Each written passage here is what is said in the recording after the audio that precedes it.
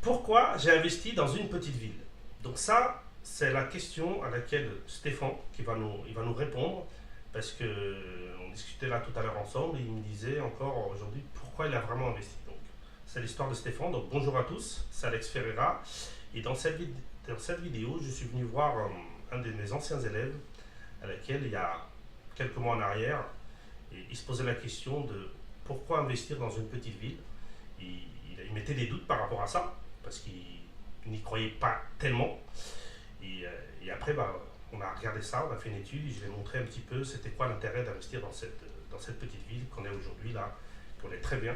Et donc, Stéphane, est-ce que tu peux, pour les gens qui ne te connaissent pas, est-ce que tu peux te présenter, de savoir qu'est-ce que tu fais dans la vie et surtout, tu racontes un petit peu ton histoire et pourquoi tu voulais investir dans une ville, mais c'est là que tu mettais quelques résistances. Moi, c'est Stéphane, j'ai 27 ans et je suis actuellement aide-soignant dans le sud-ouest de la France donc. Et je gagne un salaire parce que tout le monde veut savoir Oui, combien il faut gagner pour pouvoir investir. Voilà, je gagne 1500 € par mois en moyenne, des fois un petit peu plus, un petit peu moins, à 50 € près, 1500 € par mois. donc tu ne gagnes pas un salaire de cadre sup. Ah non, pas du tout. Malheureusement, c'est pas mon cas. Voilà, donc c'est très bien, très bien. Donc voilà, j'ai un CDI dans la fonction publique. Donc c'est vrai que ça a été un petit sésame qui m'a permis de faire cet investissement. Alors c'était quoi la question qu'il y a quelques mois en arrière, avant qu'on se rencontre, tu te posais, tu voulais investir et que tu hésitais et tu ne savais pas exactement où il faudrait investir, à laquelle il y a beaucoup de personnes qui encore aujourd'hui se posent pas mal de questions, de dire voilà, investir mais où? Donc c'était quoi les questions que tu te posais à l'époque? Voilà, je voyais, donc je vais pas le cacher, je voyais Bordeaux qui est pas loin de chez moi, Ah oui. qui prenait une ampleur énorme et ça m'a donné envie d'investir, voilà, comme mon père. Mon père en fait a investi dans l'immobilier, ça a plutôt bien réussi pour lui. Et donc moi j'avais envie d'investir et de me créer un cash flow, c'est le mot à la mode, le cash flow. Le Et il fameux s'avère, cash flow. voilà, il s'avère que voilà, je suis parti à cette recherche d'appartements ou de maisons, je ne savais pas trop dans quelle ville. Et Bordeaux m'a attiré particulièrement parce que je voyais les prix exploser. Je me suis dit, je vais mettre 100 000 € et puis d'ici 4-5 ans, ça en vaudra 140 000. Tu veux nous faire partager, c'est que tu étais focalisé sur Bordeaux, parce que Bordeaux ça fait partie des grandes villes de France, après, en plus avec l'arrivée du TGV de Paris, donc Ouais. voilà, donc on va dire Bordeaux il y a une grosse valeur depuis quelques années, ça remonte tous les ans, et toi, tu as le truc, c'était d'investir, et ils disent, voilà, pour une éventuelle plus-value. Mais, donc quand tu as commencé à regarder Bordeaux, tu t'es rendu compte que déjà, quand tu as commencé tes recherches, Bordeaux, c'était extrêmement cher. Ah ouais, c'était inaccessible, enfin inaccessible. J'aurais dû mettre tout mon potentiel de crédit, si vous voulez. J'aurais dû mettre tout mon Donc, en gros, t'aurais fait un one shot quoi. un investissement très élevé, qui t'aurait fait Ouais. sûrement peur, et du coup, tu aurais acheté un minimum de surface pour un gros budget, et c'était Toute ma capacité voilà, d'endettement. Voilà. Voilà, donc tu aurais fait un investissement, mais tu serais bloqué pour les prochains investissements. Et le but, Voilà. Il fallait pas que je me loupe et puis toutes les peurs que ça entraîne, c'est le premier. Donc pas mal de freins. Ouais. voilà, donc tu avais toutes ces questions-là, donc tu disais que Bordeaux, donc c'était énorme, au niveau du prix, au niveau ça allait bloquer, comme tu dis, ta capacité d'après d'investir dans d'autres appartements. Et donc du coup, tu m'avais contacté et tout pour parler d'immobilier et tout ça, à laquelle après on a travaillé ensemble pour voir cette recherche. Mais quand on a parlé pour la première fois d'une petite ville de Provence, qu'est-ce que tu t'es dit par rapport à ça? Parce qu'il y a beaucoup de personnes voilà, comme dans les grandes villes, le prix de l'immobilier est extrêmement cher. Ce qui se passe, c'est que ils essaient de se tourner dans les petites villes, mais beaucoup de personnes se posent énormément de questions. C'était quoi les questions que tu te posais à l'époque par rapport aux petites villes? Et petite ville, c'était même pas des questions que je me posais. Je me disais que petite ville, petit potentiel et petit rendement. Voilà, moi c'était pas forcément ce que je visais. Si je mettais 50 000 € sur la table, je voulais que ça me rapporte quand même un minimum. Je voulais que ça me rapporte au moins 100 € par mois, disons, De cash flow. de cash flow. D'accord. Donc tu disais que investir dans une petite ville, que tu avais peur que ça ne rapporte rien ou que ça risque que ça se loue pas. Voilà, c'est C'est une ça? vie. Voilà. Donc tu m'as vite amené à faire des études de marché sur une ville que je connaissais particulièrement bien. Et Mais on a tu fait avais un ça autre ensemble. regard. Donc, t'avais J'avais un un autre- autre regard, voilà. Je ne connaissais personne dans cette ville qui faisait des folies, quoi, D'accord. de leurs investissements, quoi. Donc, en gros, il connaissait une ville, une petite ville de province, à laquelle il connaît très bien parce qu'il il y va depuis quelques années. Et du coup, sauf qu'il avait ce frein de se dire, bah, il comparait par Bordeaux, Bordeaux, le grand potentiel, une grande ville de France et tout. Par rapport à cette petite ville, il se disait, bah, d'accord, les prix sont petits, mais il y a pas beaucoup de potentiel parce que sûrement la partie économique, il n'y a pas beaucoup de développement économique, il n'y a pas de grosses infrastructures, donc il se disait que ce qui disait que bah, c'était pas possible ou que c'était trop risqué. D'accord. Donc, à partir de là, bah, on a fait une étude de marché ensemble. Et pendant cette étude, qu'est-ce qui s'est révélé pour toi? Qu'est-ce qui s'est ressorti de cette vraie étude qu'on a fait ensemble de cette petite ville? Donc on a fait une étude à partir de l'envie de louer à la nuit, Ah, à la location déjà, saisonnière. c'était le premier frein. Là, c'était le premier frein.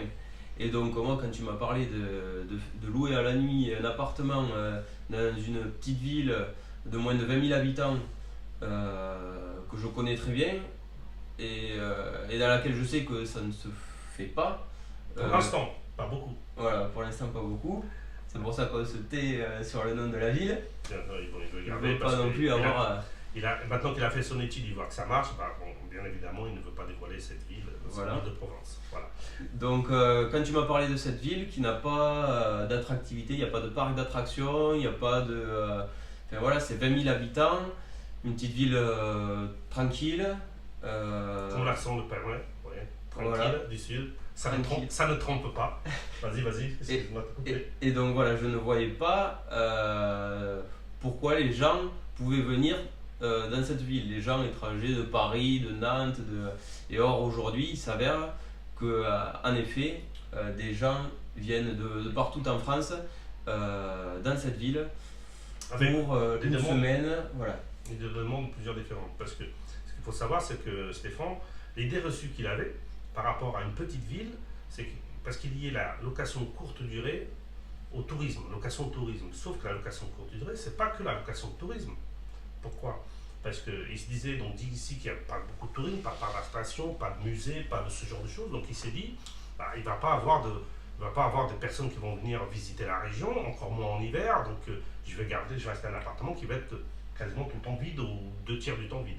Sauf que pendant l'étude, ce qu'on a remarqué, c'est surtout, donc c'est une petite ville de moins de 20 000 habitants, mais il y a quand même son tissu économique, il y a quelques Une entreprises. certaine activité économique, voilà, il y a 2-3 entreprises avec, je sais pas, il y a entre 600 et 1000 employés, Ah, peut-être, à tout casser, dans chacune de ces deux entreprises, on va dire, plus un hôpital qui fait venir donc des médecins, des infirmiers, voilà, qui fait venir des professionnels. voilà, donc du coup, pendant l'étude, on a regardé ensemble, donc on s'est dit, on va faire de la location courte durée. L'objectif, c'est faire de la location courte durée, mais pas pour les touristes. Surtout pas que pour les touristes. Surtout pour les gens qui viennent en mission, comme il a dit, des hôpitaux, qui viennent en remplacement, qui viennent tout ça. Et donc là, on a la demande pour l'hôpital, pour une entreprise qui est assez conséquente dans la ville, qui emploie pas mal de personnes, et après d'autres entreprises et d'autres zones d'activité. Voilà, qui font venir des stagiaires, beaucoup de stagiaires et voilà, des professionnels. Donc c'est vrai que mais là on va dans la vidéo peut-être On la scindra en deux, on fera après la visite dans une autre vidéo. ouais. Mais maintenant, les personnes qui nous regardent, ce qu'ils veulent savoir, donc là on a fait l'étude, donc tu as investi, donc est-ce que tu peux nous expliquer un petit peu qu'est-ce que tu as acheté exactement parce que là on est désolé, on voit qu'un lit, mais est-ce que tu peux nous expliquer un petit peu qu'est-ce que tu as acheté? J'ai acheté un petit studio, donc 22 mètres carrés. D'accord. Donc, il s'avère que c'est très petit. Et il s'avère aussi après coup que si j'avais acheté à 30 mètres carrés, j'aurais payé 8 mètres carrés supplémentaires pour ce que Voilà. j'en avais besoin d'en faire. Donc 22 mètres carrés, c'est l'idéal, pas plus, pas moins, pour débuter, je pense. Oui, là c'est grand parce qu'ici on est sur le Cabanapelli, donc c'est une petite vidéo un petit peu atypique le fait de le faire sur le lit, et je trouvais que c'était sympa, ça sortait un peu du cadre normal. Donc ici on est sur le petit lit, donc il y a le coin de cuisine, la salle d'eau et tout ça. Donc dans une autre vidéo, on fera la visite de l'appart pour pas que ça soit trop long cette vidéo. Donc tu as acheté un petit studio et tout. Et donc là, tu le loues depuis déjà quelques mois. Donc voilà. Maintenant, bah, les gens, ils aiment bien savoir les chiffres. C'est-à-dire déjà, qu'est-ce que c'est tes charges, combien tu payes de charges par mois, combien ça te coûte ton crédit et tes charges, et surtout combien tu le loues et c'est quoi les résultats des premiers mois. Donc les gens, ils veulent savoir exactement qu'est-ce que c'est sorti de cette étude. Parce qu'il y a une chose, faire l'étude, bien évidemment, mais après, c'est le concret. Donc là, on a parlé de l'étude, bah, le fait qu'il ne croyait pas trop dans cette ville, qu'il voyait ça d'un certain angle. Il m'a fait confiance, on a fait l'étude ensemble, on a regardé, il a investi, il a mis ça. Donc là, tu le loues depuis 3 mois, je crois que c'est ça. Et depuis mi-février, voilà. On est mi-avril. Voilà, donc tu loues depuis 3 mois, et c'est quoi les premières... Déjà, donne-nous les chiffres au niveau des charges, et donne-nous des chiffres au niveau des premières réservations, et comment ça se passe. Combien je l'ai payé aussi. Voilà, exactement, vas-y. Je l'ai payé 33 000 euros. Avec un garage, donc il y a deux lots différents. Si j'aurais voulu, j'aurais pu revendre le garage. Il s'avère que j'ai automatisé les états des lieux d'entrée, donc ce garage me permet que le check-in, le check-out, de faire un check-in, check-out automatique, mettre une boîte à clé dedans. Voilà, ça c'est automatique. Donc 33 000 euros l'appartement, frais de notaire en supplément, donc 8-10%. Oui. Donc 3 000 euros. Les travaux. Travaux 10 000 euros. Donc ça nous fait 33 plus, on va dire 3, ça fait 36, plus 45-46 000 euros. Voilà, 45-46 000 euros. Et après il y a le mobilier, voilà. Donc 2 000 euros à peu près. Donc ça fait 47 000 euros à peu près, tout confondu. Voilà, et donc tu as fait un crédit sur combien de temps et c'est quoi la mensualité? J'ai fait un crédit de 25 ans. D'accord. Et la mensualité est de 206 euros par mois. D'accord. Donc si tu prends la mensualité, donc pour savoir une chose, c'est que dans les charges, vous avez la mensualité. Il y a beaucoup de personnes qui comptent que la mensualité, mais ce n'est pas que la mensualité. Donc il y a la mensualité, et après il y a les charges de copropriété, vous avez la taxe foncière, vous avez après, dans la courte durée, vous avez l'électricité, vous avez la box pour le Wi-Fi, et après vous avez tout un tas de charges supplémentaires, donc l'assurance de propriétaire non occupant, tout ça. Donc quand tu mets toutes les charges, ça te coûte combien par mois? 500 euros par mois. 500 euros par mois. Donc voilà, donc vous voyez, c'est pas que 200 et quelques. Ça me double le fait de le louer à la nuit, ça me double les charges que j'aurais eu si je le louais à l'année. Bien sûr, et en plus, ce qui fait aussi qu'ils payent un peu plus de charges, c'est que dans cette ville en concret, la taxe foncière elle est un petit peu plus élevée que la moyenne, donc c'est pour ça que ça fait que le montant du crédit plus toutes les charges, ça fait à peu près dans les 500 euros. Donc, alors, il y a au niveau des chiffres, maintenant que les gens ils veulent savoir, c'est surtout est-ce que tu as déjà couvert tes premiers trucs ou est-ce que ça a rapporté un peu de cash flow ou pas? Comment ça se passe? Et bien là, j'ai couvert mes charges annuelles en 2 mois, en 2-3 mois. Ouais, mais les gens ils veulent savoir, c'est surtout par mois. Donc, par rapport à ces 500 euros, déjà, les 3 premiers mois, ça a été quoi? Combien tu as loué le premier mois, le deuxième mois et le troisième mois? Le premier mois, c'était février. Et j'ai débuté à la location, à la mise en ligne de l'appartement le 15 donc. Donc 15 février. Donc mois de février, hein. Ouais. Partout en France, c'est un des mois les plus faibles de l'année. On n'est pas en été, en plus, voilà, donc vraiment en plein hiver. Donc en plus au milieu du mois, c'était quoi ton premier chiffre du mois de février? Premier chiffre, 350 euros. Donc, ils vont nous dire, tu as loué 15 jours dans un des mois le plus... Même pas 15 jours du coup. Parce que j'ai loué 10 jours. Voilà. Mais bon, on va dire que tu as commencé le 15, le temps que les premières annonces sortent. Donc, les deux dernières semaines du mois de février, en plus sachant que le mois de février c'est le plus court de l'année, le plus court et le plus faible à niveau de la météo et tout ça. Tu as presque déjà couvert toutes tes charges. Voilà, je les avais pas couvertes, c'était le premier. Ah oui, mais tu as commencé mi-février. J'avais pas de photos professionnelles aussi. Voilà, donc le temps de connaître ton appartement et tout ça. Donc ça, c'était le mois de février. Au mois de mars, est-ce que tu peux nous donner des chiffres? Mois de mars, 850 euros de loyer qui est rentré. Donc 850 euros de loyer. Vous vous rendez compte? Donc il commence mi-février, dans un mois très... Voilà, le mois le plus court, le temps de faire connaître l'appartement. Donc dès les premières 2 semaines, presque, tu arrives à autofinancer. Déjà, je rattrape le mois de février. Donc, si on prend les 2 et mois, j'autofinance du coup. donc si on prend le mois et demi, donc c'est-à-dire février plus mars, ça fait 850, 850. plus 300, Plus 350. donc ça fait 1200 euros. Ça fait 1200, ouais. 1200 euros pour 1000 euros de charge. Donc, ouais, donc juste un mois et demi au démarrage, déjà 200 euros de cash flow. Ouais. C'est merveilleux.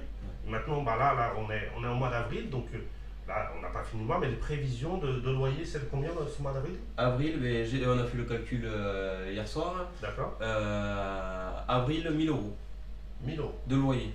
1009 euros de loyer. Et t'as loué combien de nuits prévues de louer au mois d'avril? Je crois, je sais plus, 25 peut-être, Ouais. entre 20 et 25 On est nuits. compte. Donc, 25 nuits au mois d'avril, on commence à être à s'approcher des mois les Non, je meilleurs. te dis des bêtises. Hum. J'ai que 2 nuits qui ne sont pas louées. Donc 28 nuits. Ouais. Voilà. Donc 28 nuits qu'il a loué au mois d'avril, sachant que ton annonce est sortie au mois de février, donc il est encore peu connu dans les plateformes, il y a encore tout le marketing à mettre en place, il commence à avoir des commentaires, mais voilà, c'est pas comme s'il avait 6 mois. Et donc dès le mois d'avril, 1000 euros. Donc ça veut dire qu'au mois d'avril, tu vas avoir 500 euros de cash flow. Ouais.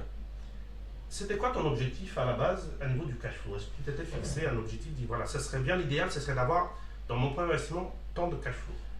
Et moi, étant donné que tu me conseillais de louer à la nuit, je t'ai fait confiance parce que tu as une certaine expérience quand même dans les investissements, donc je lui ai fait confiance et ça demande quand même beaucoup plus de travail parce qu'une fois que tout sera rodé, ça me coûtera demi-heure par jour en moyenne sur le mois et encore. Donc ce que tu es en train de dire, c'est que surtout au démarrage, pour mettre tout en place et inscrire, on va faire des photos, inscrire l'appartement dans diverses plateformes, et automatiser les messages, trouver le prestataire, donc c'est sûr que le premier mois, ça met un peu de temps. Mais maintenant, au fur et à mesure que le temps y passe, tu commences à te rendre compte que tu passes de moins en moins de temps pour gérer cet appartement. Ah oui, concrètement. Là, tu passes combien de temps maintenant en moyenne, par semaine? Ben là, aujourd'hui, je vais pas y passer par exemple de temps. Demain, j'y passerai 10 minutes. Après demain, j'y passerai pas. Après demain, voilà, je vais marketer un petit peu. Ouais, donc en gros, c'est quoi? 1 heure, 2 heures, 3 heures? Par semaine? Ouais, 1 heure. Voilà. Donc 1 heure par semaine, 4 heures par mois, et 500 euros de cash flow. 500 euros de cash flow. Donc ce que j'espérais, pour te répondre. Ah oui, excuse-moi, tu m'avais pas dit. J'espérais, donc si je le loue à l'année, j'espérais gagner au moins 100 euros. Pour un investissement à 50 000 euros, 100 euros de cash flow, je le loue à l'année, voilà, ça valait le coup. Si je le louais à la nuit, l'idée c'était de doubler, que ça valait le coup, quoi. 200 euros. 200 euros, et là j'étais content, j'aurais continué. Et maintenant, par rapport à ce mois d'avril qui se présente, parce qu'on est à mi-avril, le fait de se projeter que tu vas toucher 500 euros de cash flow, qu'est-ce que ça t'inspire? Ben, ça m'inspire qu'il faut faire confiance aux personnes qui ont de l'expérience. T'as pas une boule de cristal, non, mais t'as une expérience. Surtout pas, il ne faut pas penser que ça c'est quelque trouver. chose de très très très important qu'il dit, c'est que même quand vous faites accompagner ou que vous avez des conseils pour des gens qui ont de l'expérience, jamais ils vont vous dire que c'est sûr à 100% d'investir dans une ville telle, c'est là comme ça. Non, c'est pas vrai parce qu'il n'y a rien de sûr dans la vie à 100%. On est d'accord. Par contre, en ayant des connaissances, en faisant bien l'étude de marché et en choisissant le bon type de logement dans le bon quartier, dans le bon immeuble et tout ça, en sachant tout ça, les chances de réussir sont beaucoup plus élevées. Donc là, dans le cas de Stéphane, ce qui se passait, c'est que il avait envie d'apprendre, ça c'était bien. Ce qui le bloquait le plus, c'était de se dire, investir dans une petite ville, pour moi, c'est surtout pour la location courte durée, il n'y a aucune chance. Donc c'était une idée reçue.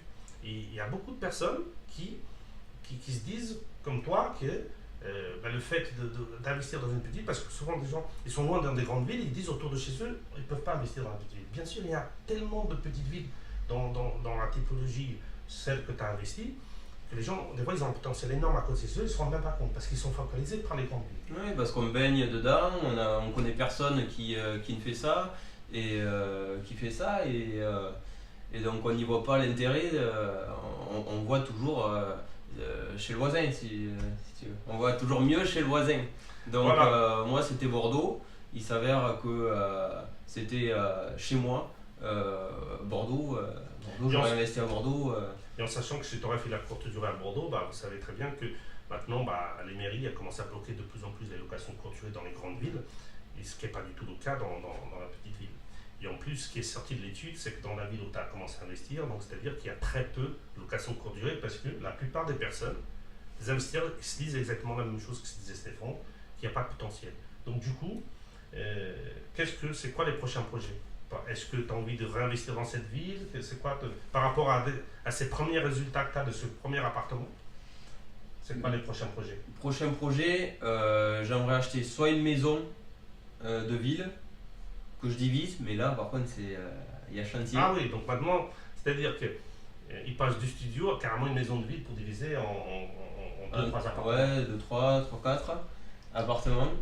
Ou alors, moi qui n'y connais rien au niveau des travaux, je t'en parlais encore hier, un immeuble avec différents lots Déjà des lots séparés qui ne sont pas loués. Donc en gros, tu es en train de nous dire que tu ne veux plus acheter juste un seul appartement de plus dans cette ville, si tu veux carrément passer à la vitesse supérieure. Voilà, parce que là je paie des charges de copropriété.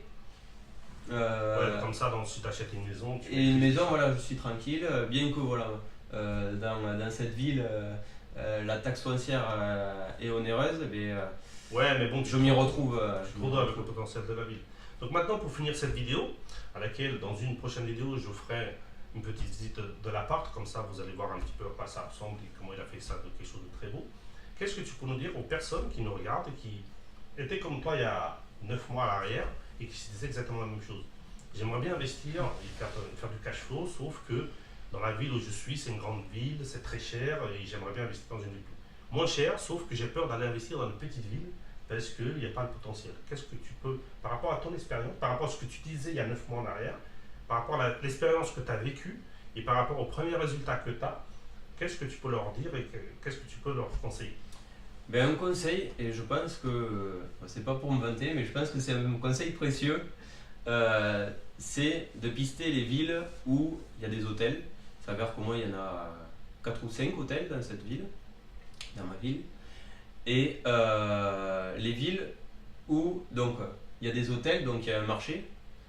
C'est des personnes qui ont fait des études de marché un petit peu plus poussées que moi. Déjà, ça c'est le premier point. Voilà. Et deuxième point, dans une ville où il n'y a pas d'appart-hôtel. Ah, voilà, oui. Elle est tellement petite, cette ville, qu'il n'y a pas d'appart-hôtel. C'est pas rentable pour appart-hôtel, all suite. Je ne connais pas toutes les chaînes, mais c'est pas rentable pour eux parce que c'est trop petit. Et du coup, moi, avec mon appartement, je peux m'aligner aux hôtels, faire un petit peu plus cher, un petit peu moins cher. Voilà, tout dépend de l'hôtel, de la prestation. Exact. Et de proposer une cuisine en plus. Ils ont toute leur autonomie et c'est ça qui plaît aux professionnels. Donc voilà, tu vois qu'il y a un marché, il y a de la demande. Donc en gros, c'est quoi? Donc là, tu vas louer, donc tu nous as dit 28 nuits. Et c'est comment là? Comment ça se présente pour les prochains mois là, à niveau des réservations? Eh bien, au mois de mai, je n'avais pas pensé qu'il était possible de louer l'appartement tout le mois à quelqu'un qui payait à la nuit. C'est-à-dire que, bien que j'ai mis à 30 € la nuit. Pour le mois. Pour le mois. Ah, donc il a ajusté, c'est-à-dire qu'il a mis des montants à la nuit quand c'est minimum 2-3 nuits. Un tarif dégressif, voilà. Quand c'est la semaine, il dégraisse un peu, il a pour tenter, pour voir, parce que il avait un peu peur que se dire dans les mois avant la saison que ça comme ça, il a mis quand même un truc à laquelle il mettait dégressif pour le mois entier. Pour le mois, voilà. J'avais pas pensé que quelqu'un pourrait mettre autant dans un appartement. Au mois de mai, j'ai réussi à louer ce studio, 22 mètres carrés, dans une ville de 17 000 habitants, 800 €. 800 €. Donc, et la personne est en passant par Airbnb. Donc la personne a payé 975 €. En gros, il va avoir 300 € de cash flow parce qu'il a voulu tenter, parce qu'il a voulu se rassurer, à laquelle il avait mis au début, pour un mois. Donc, c'est-à-dire qu'il va avoir le mois entier, donc il n'aura plus rien à faire, pas de rentrée, de sortie, ni de nettoyage, tout ça. Donc moi, ce que je lui conseille maintenant, c'est que voilà, maintenant qu'il est rassuré, je lui dis, ne mets plus pour un mois, parce que d'accord, ça te rassure, mais tu n'as pas besoin, il y a de la demande. Moi, je dis maximum à la semaine, voilà, à la nuit, la semaine au maximum 15 jours, lequel tu pourras, ça sera moins dégressif, et tu n'en as pas besoin. Tu n'as pas besoin de louer au mois, parce que il y a énormément de potentiel. Et voilà, le mois d'avril, il est plein quasiment, 28 nuits, il va avoir 500 euros de cash flow. Mais il a voulu tenter, et même comme ça marche. Donc ça marche dans tous les sens. Ça marche à la nuit, à la semaine, plus de nuit et au mois. Donc voilà, donc bah, très bien. Donc qu'est-ce qu'on aurait pu dire à les personnes? Est-ce qu'il faut y aller dans ce genre de ville? Est-ce qu'il ne faut pas y aller? Qu'est-ce que tu Ah penses? ben, foncez, pas dans la mienne, mais foncez dans la vôtre. Voilà, attention, il a dit foncez, mais pas dans la sienne. Parce que maintenant, en gros, il a trouvé sa niche, il veut pas la partager, donc il veut, bah, c'est très bien. Bah. Voilà, Ouais. non, je vous encourage à vous former. Lisez des livres, lisez 2-3 livres, mais après, rentrez pas dans un cercle infernal à lire des livres comme j'ai pu le faire. Parce qu'on a beau lire, on se sent un petit peu plus intelligent, mais on n'a personne pour nous donner un coup de fouet, comme tu as pu le faire. Et donc, lisez des livres, ne partez pas à l'aventure là-dedans, et faites-vous conseiller par un investisseur qui a fait ses preuves. Et Ah bah, c'est top. voilà. C'est top. Bah écoutez, bah, j'espère que cette vidéo, ça va vous inspirer, ça va vous donner des idées. Bah, vous voyez, un cas concret, Stéphane, qui voulait investir dans une grande ville, à laquelle bah, j'ai réussi à le convaincre d'aller dans une petite ville. Maintenant, il vous a donné les chiffres, vous voyez. Donc il espérait 100 euros de cash flow en longue durée, 200 en courte durée. Il en a déjà 500 au mois d'avril. Et en plus, on va arriver le mois de juin, juillet, août, donc ça va être encore crescendo. Maintenant, son prochain projet, c'est d'acheter carrément une maison, un immeuble pour passer à la vitesse supérieure dans cette même ville. Et c'est ce que vraiment je vous souhaite à vous. C'est surtout, il faut deux choses. Première chose, il faut apprendre. On ne sait pas ce qu'on ne sait pas. Donc apprenez, c'est à vous de trouver le moyen d'apprendre. Ça, c'est le premier conseil. Et le deuxième, c'est surtout de ne pas se focaliser que dans les grandes villes. Beaucoup de bonnes affaires sont dans les petites villes et vous aurez beaucoup moins de concurrence et vous pouvez atteindre des rentabilités de 10, 15, 20%. Tout dépend parce que vous allez trouver tout ça. Bah écoutez, j'espère que cette vidéo, ça vous a inspiré. Bah merci Stéphane de nous avoir raconté ton histoire. Avec plaisir, merci Alex. Voilà, donc je vous dis à la prochaine vidéo. Ah, une chose qu'on allait oublier, bah, si vous voulez recevoir plus de types de cas comme celui-là de Stéphane, à laquelle bah, ils ont passé à l'action, ils ont des résultats magnifiques, bah, abonnez-vous surtout à la chaîne déjà. Allez sur mon site internet si vous voulez parler de votre projet, parce qu'il y a beaucoup de personnes des fois qui ont un projet en tête, mais qui n'ont jamais parlé de son projet à quelqu'un, parce que leur entourage, des fois, c'est pas évident de parler à de l'investissement de l'entourage, parce qu'on n'a pas des investisseurs autour de soi. Bah, allez-y sur le site internet si vous voulez avoir un petit entretien téléphonique à laquelle on avait fait avec Stéphane à l'époque. Ça vous permettra de parler un petit peu de votre projet. C'est quelque chose un peu d'inédit. Et donc, je vous dis à la prochaine vidéo. Et n'oubliez pas, surtout passer à l'action. J'espère que Stéphane vous a inspiré. Ciao, au revoir.